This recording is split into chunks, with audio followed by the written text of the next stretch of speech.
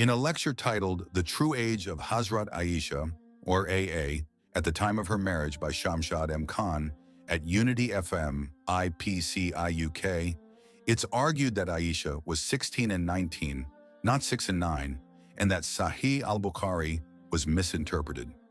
Let's examine every claim carefully. Point 1. Context/disrespect claims. He opens with remarks about political insults toward the Prophet, peace be upon him. This is just context. It does not affect historical facts. Personal offense does not change the evidence. Point 2. Personal disbelief/lifelong skepticism.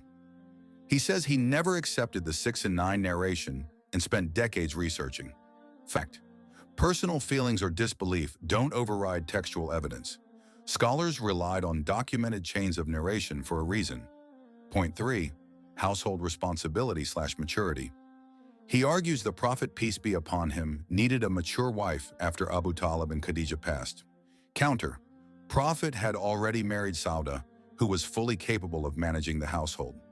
Aisha didn't immediately manage household duties. The marriage contract and consummation occurred years apart. Plausibility does not determine age. Point 4. Proposed by a relative. He claims a relative suggested a mature woman to relieve household pressure.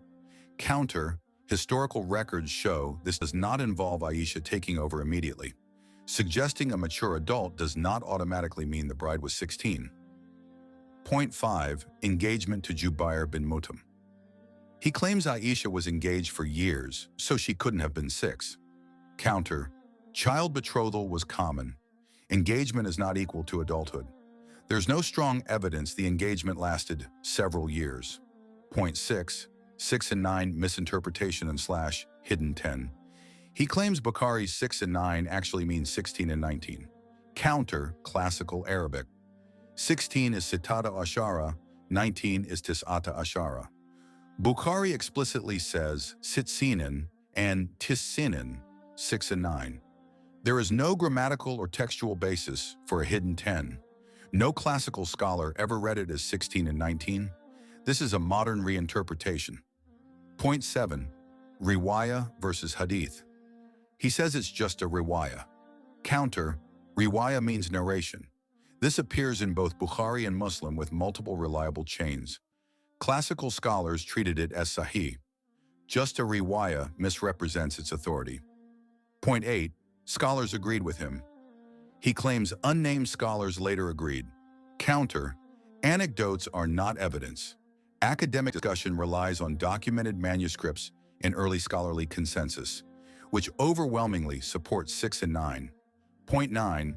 Burak, Jar Yurar ascension analogy. He talks about Burak traveling at the speed of light. Counter. Irrelevant to Aisha's age. Using modern physics to reinterpret Hadith is speculative, not classical scholarship. Point 10. Promoting his booklet. He promotes a booklet claiming proof of 16 and 19. Counter. Publication alone does not create evidence. Textual and historical sources consistently support 6 and 9. Conclusion. Key takeaways. Bukhari and Muslim explicitly state 6 at nikah, 9 at consummation.